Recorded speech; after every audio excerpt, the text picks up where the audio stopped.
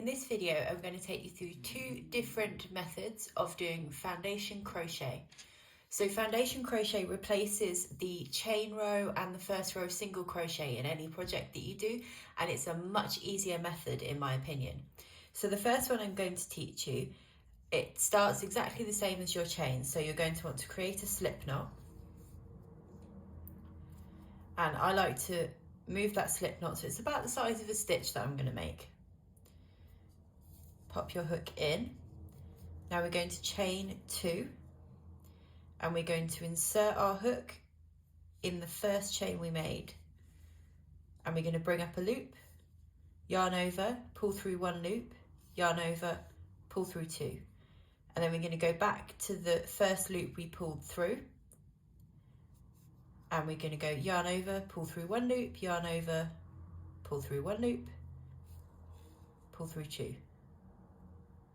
So again, yarn over, so you've got 2 loops, yarn over, pull through 1, yarn over, pull through 2. Set your hook, yarn over, pull through 1, yarn over, pull through 1. And just continue that along your row.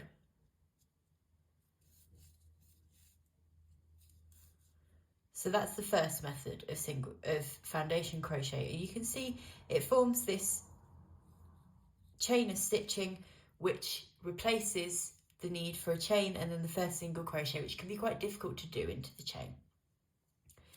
For the second method I'm going to teach you, you're going to want a really nice long thread tail so that we don't run out.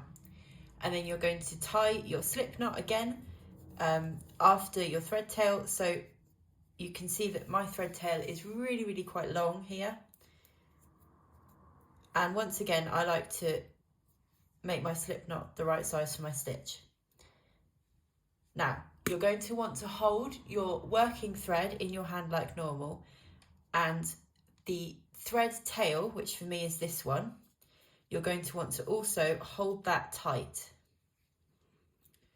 And now what you're going to do is you're going to take your hook and you're going to go underneath the thread tail, underneath your working thread,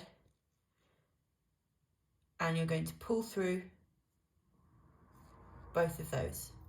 Once again, underneath the thread tail, underneath the working thread. You're sort of pulling your hook in a figure of 8 motion, but you're going to want to keep tension on your thread tail. In fact, more tension on your thread tail than on your working thread. It tends to work better, I find. And just repeat that motion. You can see it becomes quite fluid and quite easy to manage once you know what you're doing.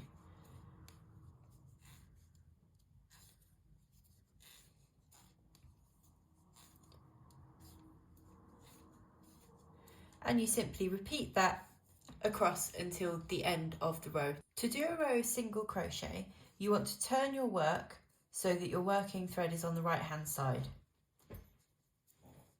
And you're going to want to chain 1, so yarn over, pull through, and then insert your hook in the last stitch of the previous row, yarn over, pull through, yarn over, and then pull through both of your loops just there. So again, insert your hook, pull up a loop, yarn over, pull through 2. Insert your hook, pull up a loop, yarn over, pull through 2. It's as simple as that.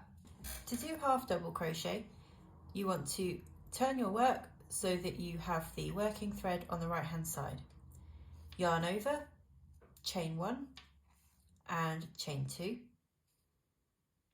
and then yarn over, and as the yarn is still over your hook, insert your hook into the last stitch of the previous row, so the first stitch of this row, pull up a loop, yarn over, and you want to pull through all 3 of the loops on your hook.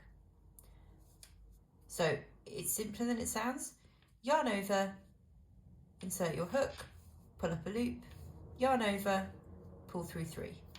Yarn over, insert your hook, pull up a loop, yarn over, pull through all 3 loops on your hook, and continue that across to the end of the row.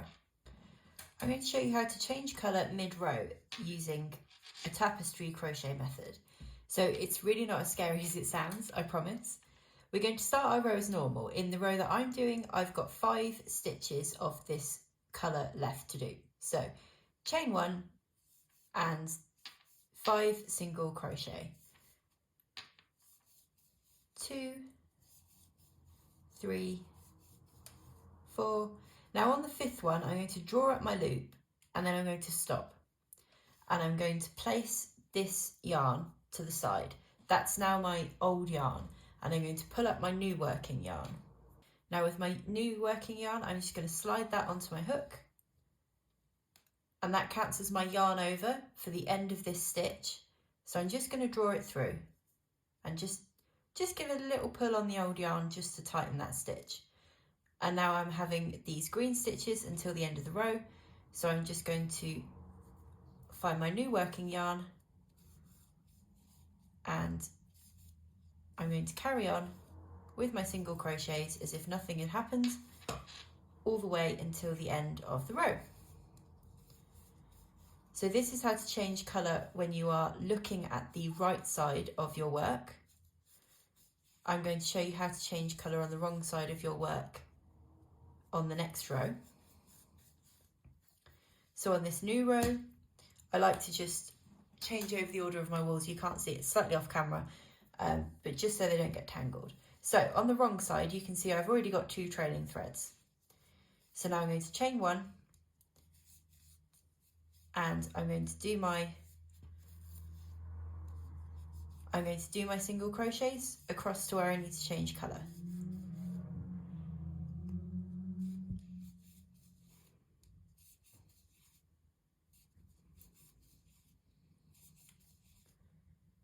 So this is the stitch I'm changing colour on, so I pull through my loop and then I stop. Now for this side, what I'm going to do is I'm just going to bring my wool down so it's alongside my hook like that, because we want the thread trail to be on the back of our work and we're currently looking at the back of our work, so that has to be on the top for us. Now I'm going to be using my other thread again, and because I only just dropped it in the previous row, I'm going to pick it back up again and I'm simply going to yarn over and pull through and then find my next stitch, and I'm going to carry on as normal all the way to the end of the row.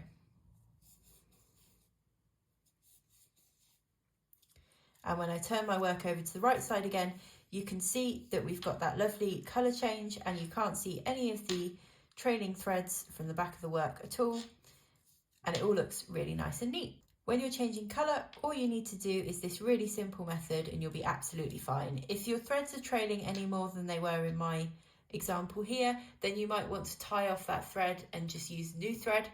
You don't have to use the same thread because actually that can create a pucker in your fabric if your work's too tight. But just have fun with it. It's a really nice simple technique.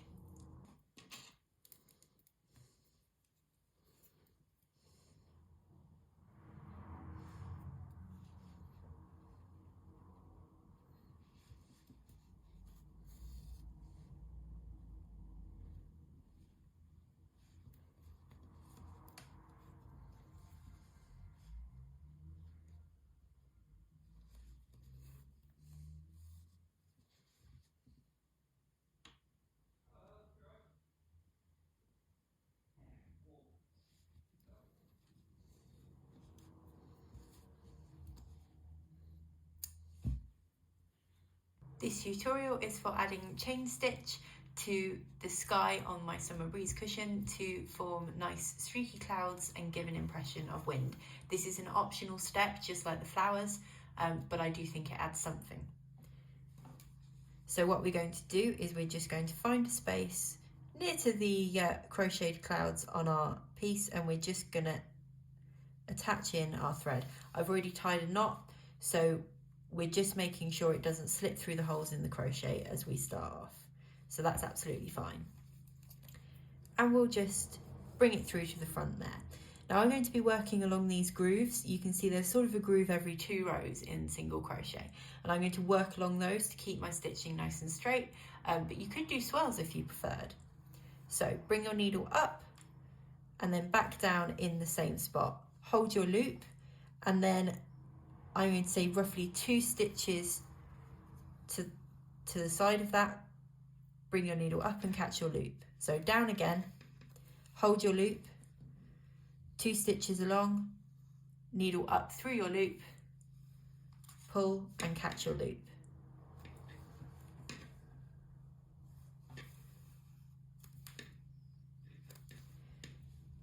This is going to create quite nice long big chains, but if you preferred, you could do every stitch and that would create a much more tight looking chain stitch.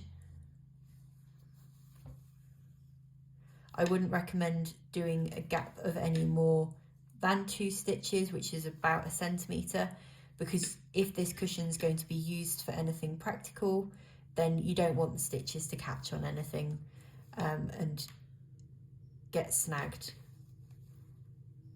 So just carry that on all the way along. I'm going to speed this next bit up and I'm going to show you what I've come up with. This is just a freehand portion, so you can put them anywhere you want.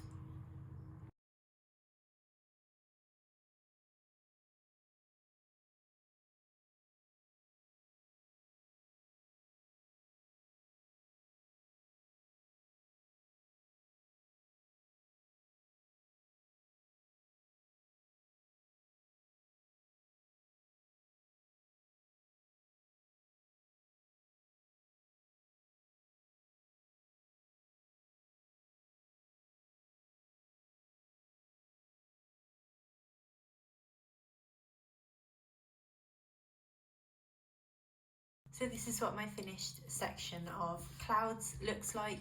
You can go for more than this, you can go for less than this, but I think I'm happy with this how it is. In this tutorial, I'm going to show you 3 types of embroidered flowers that you can use to embellish anything you like, really. Today I'm going to be working on my Summer Breeze cushion, which you can find on my website. So if you are working on the cushion as well, here is where you will have got to. You'll have a really long cushion ready to be embellished before it's sewn up. So what you're going to want to do is find where your half double crochets finish and your single crochets start for the hills. And all you want to do is just make sure you know where that is, because that is the line that we are going to be lining our flowers up on. Nice row of them here. If you're not working on my cushion and you're working on something else, you can put them wherever you want. All you are going to need is a large blunt tapestry needle that can thread up with wool, a pair of scissors, and some nice bright coloured offcuts of any kind of wool or yarn that you like. So I've chosen my first colour I'm going to work with, and I'm just going to thread up a single strand of that onto my needle and tie a knot in the end. If you'd like to secure your thread in a different way and weave your ends in at the end, that's entirely up to you, but for our purposes this is going to be absolutely fine. So work out where you want to place your first flower. Mine are going along this line here, so I'm just going to start. Remember, you need to leave room for the stalk, so my needle is coming up just about here. I'm just going to pull that through. Now don't pull too tightly, because if you are working on crochet, the holes are quite wide, so things will fall through at first, but they won't eventually. Now I'm going to place my needle back down in the same spot, and with my hand underneath the fabric, I'm going to bring my needle up again. About 1 centimetre distance up. It's 2 rows up if you're working on crochet. You don't have to be exact with this, but if you would like to know, then that's where it is. And I'm going to take my needle down again in the same spot, having caught the first loop I created, and that is going to give me my first flower petal. So I'll take you through that process again. Bring your needle up in the centre of the flower and down again in the centre of that flower. Now before pulling your loop through, bring your needle up a petal's distance away from the centre. Catch that loop.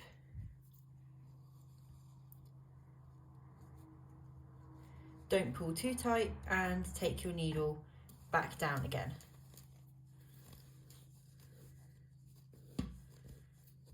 And that's 2 petals. I'm going to speed this next bit up while I finish making the petals of my flower, and I will come back and show you how to complete it.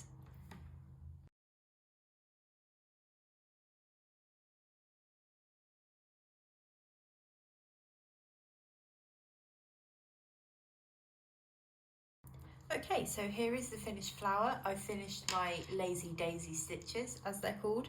So I'm just going to turn my work over to the reverse side, and I'm going to pass my needle through some of these threads back and forwards just to secure that thread.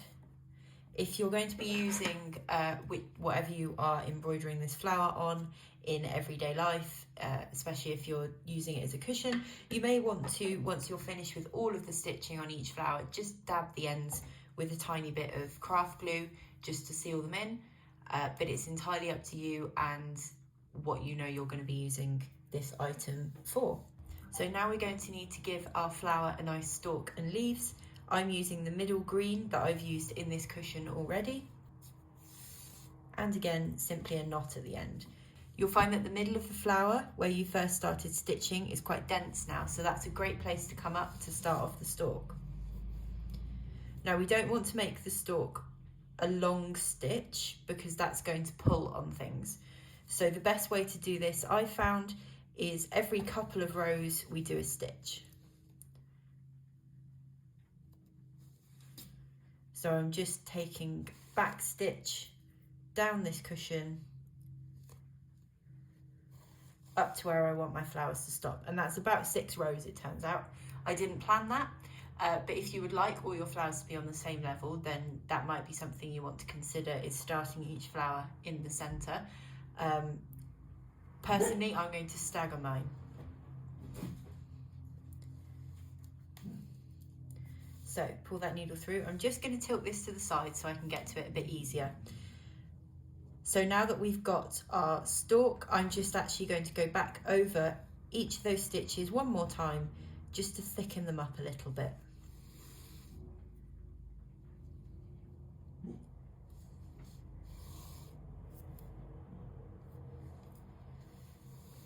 There we go. So now our flower's got a stalk, I'd like to give it some leaves. The way I'm going to do these leaves is I'm going to bring it up in one hole, and I'm going to take it down to the bottom for this one. Now, if you're working on crochet, I'm going to now look and I can see a hole to the left of where I brought it up and one slightly the next hole down. So I'm going to bring one stitch up in each of those holes and bring it back down to the bottom. And that's going to create a sort of fan shape. And that's a nice simple leaf that's very easy to achieve. So I'm going to do the same up here. I'm going to start off, let's start in that hole there. It really isn't an exact science. You can place these stitches wherever you want. You can play around with different types of leaves. You can play around with different thicknesses. All sorts of fun you can have with this.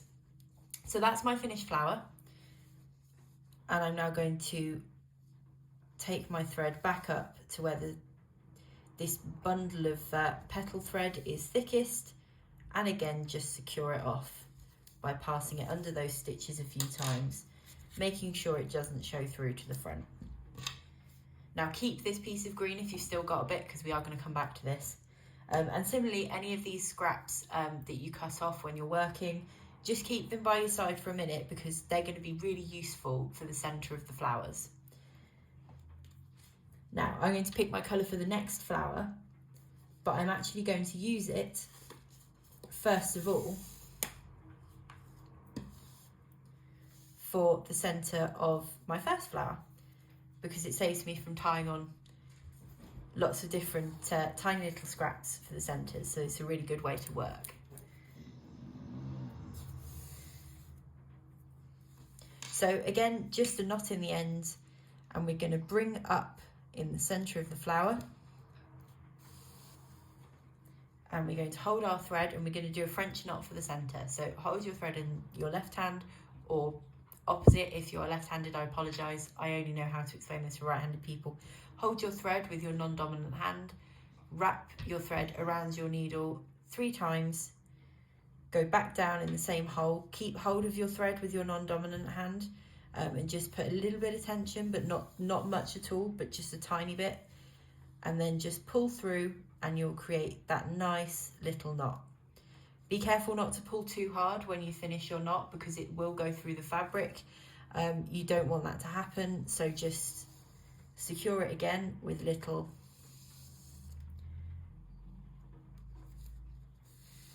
few little tucks, and I'm not going to cut this thread off because I'm about to start my next flower. The next flower we're going to do is called a woven wheel rose. You may have come across this already. So I'm going to bring my needle up in the center of where I want the flower to be. As I said, I'm staggering these, so actually the center of this flower is the top of the last one. Now I'm going to take my needle up 2 rows. Then I'm going to take it diagonally, like so, a couple of times.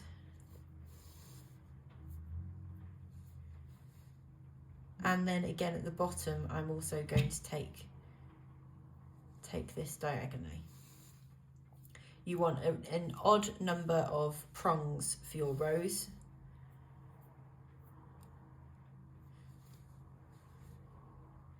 And it doesn't matter if it looks wonky at this stage, it will look wonky, and that's absolutely fine. So, now we've set up our prongs, what we're going to do is bring our needle up. You're going to make sure that you're not bringing it up directly in the center, or you will just unravel the stitching you've just done. Just bring it up anywhere through the fabric so that it's secure. Now, your first prong, I'm going to work in an anti-clockwise motion because it makes most sense to me, but it doesn't matter which way you work. First one over, second one under.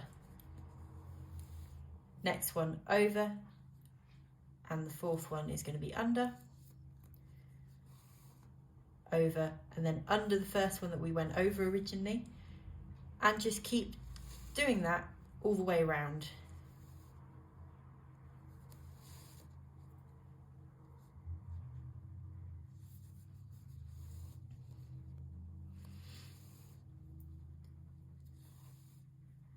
You'll find it's best not to pull your stitches too tight. The goal with the woven rose is to keep going until all of your prongs are covered, so you can see mine are.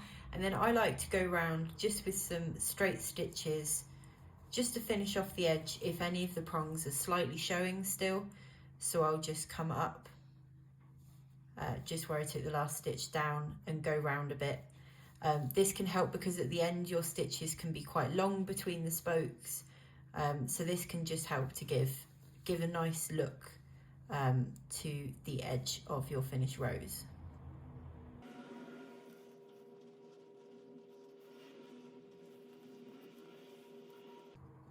So there we go, that's my finished rose. Now all I need to do is just secure off the end. You'll notice there's not much on the back of this flower, unlike with the previous one, so just take your needle through whatever you can. And I'm gonna, while I'm at the back of my work, go back with that green and just secure this and start off my stalk. We're gonna do exactly the same as we did last time. We're just going to back stitch up and down the row twice.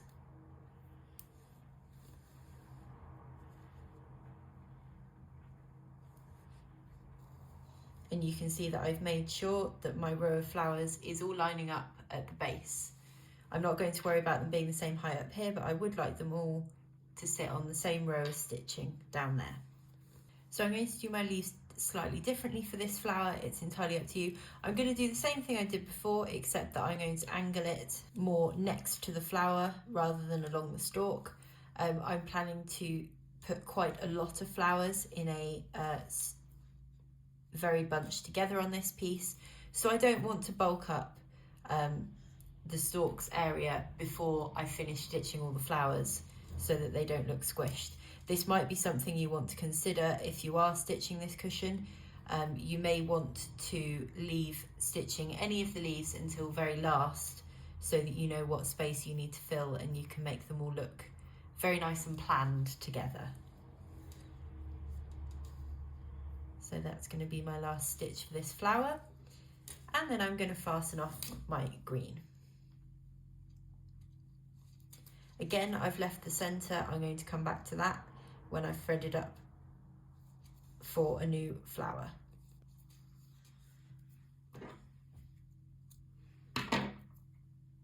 But you would do the centre exactly the same as you did it on the previous one, just with a little French knot. Okay, the last flower we're going to do today is a tassel flower. This one's slightly different. You're going to want a nice long length of wool. Mine is about twice an arm's length. And what you're going to do is you're going to fold that over once, so you've got it doubled. Fold it over again and again. And you're just going to do that until it's about 5 or 6 centimetres long. You don't need to trim any of the ends, just make sure it's all staying very nice like that and pop it down. And then you're going to want a nice length of your green that you're using for your stalks. So with a small amount of this green, and you really do only need a small amount for this first bit, you're just going to tie this folded up flower thread in the center of that bundle. So just make sure it's central and just do a nice double knot and then snip it off. This is only to keep it secure just for now. We are about to stitch it down, so you don't need to worry about that too much. So we're then going to hold it in the center and we're just going to gather it all together like so.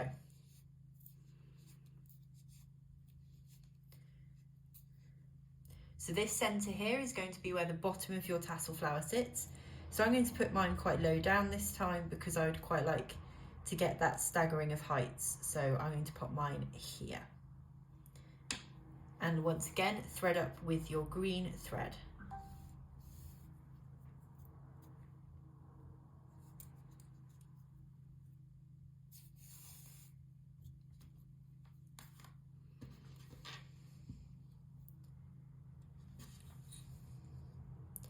So bring your green thread up through your fabric or crochet or whatever you're working on. Now the aim of making a tassel flower is that we are going to cover this tassel in lengths of thread. So the first one, we're just going to bring it down .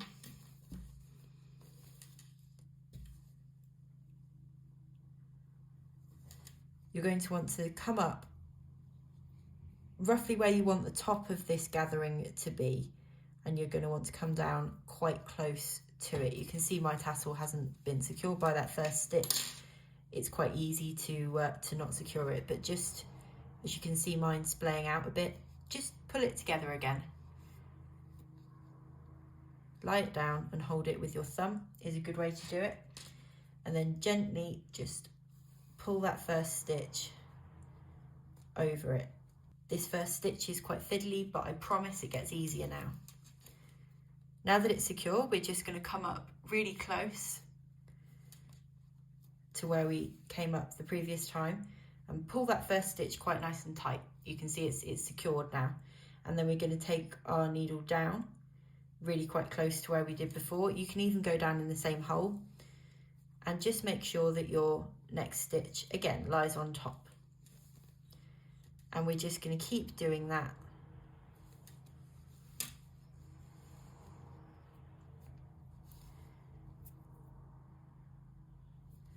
across the whole top of this flower. Okay, so I finished covering the bottom of my tassel. That's now secure. And what I'm going to need now is a little bit more green to form the stalk. And I've left myself a very short stalk for this one, so it's going to just be one stitch, which is nice.